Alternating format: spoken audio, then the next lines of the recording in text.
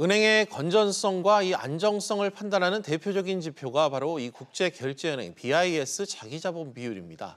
이 비율이 10% 아래로 떨어지면 은행의 자본 상태가 그만큼 심각하다고 판단하는데요.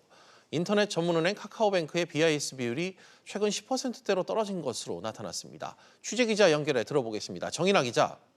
네, 정인합니다. 네, 카카오뱅크의 BIS 자기자본 비율이 어느 선까지 떨어졌습니까? 네, 금융권에 따르면 지난 9월 말 기준 카카오뱅크의 BIS 자기자본 비율은 10%대를 간신히 유지했습니다. 전체 19개 은행 가운데 최하위권이고 또 다른 인터넷 전문은행인 K뱅크에도 뒤처진 것으로 추정됩니다. 카카오뱅크는 지난해까지 수차례의 유상증자에 성공하며 15% 이상의 양호한 BIS 비율을 유지해왔습니다. 하지만 지난해 말 BIS 비율은 13.85%까지 하락했고 올해에도 하락세를 거듭하더니 지난 6월 말 기준 11.74%까지 떨어졌습니다.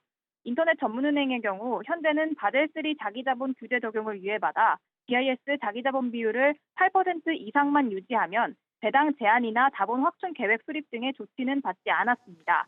하지만 통상 BIS 자기자본 비율이 10% 아래로 떨어지면 은행 자본의 적정성에 문제가 있다고 보고 금융당국의 집중 관리 대상이 된다는 점에서 카카오뱅크는 BIS 비율 두 자릿수를 지켜내는데 사활을 걸어야 하는 상황입니다.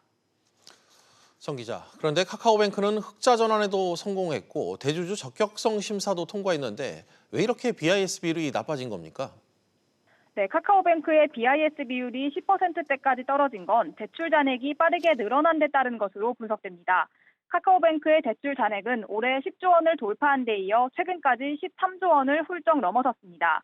대출 자산은 위험 자산으로 분류되기 때문에 BIS 비율을 갉아먹는 원인이 됩니다. 카카오뱅크가 최근 2개월 연속 대출 금리를 인상한 것도 대출 수요를 줄여서 BIS 비율 관리를 강화하기 위한 조치로 풀이됩니다. 대주주 변경을 위한 지분 정리 작업이 지연되고 있는 것도 원인으로 꼽히는데요. 카카오뱅크는 지난 7월 금융위원회로부터 최대 주주 변경 승인을 받았고 이로써 카카오의 지분을 기존 18%에서 34%로 확대하기 위해 한국투자금융지주와 지분 변경 협상을 하고 있는데 이게 예상보다 늦어지고 있습니다.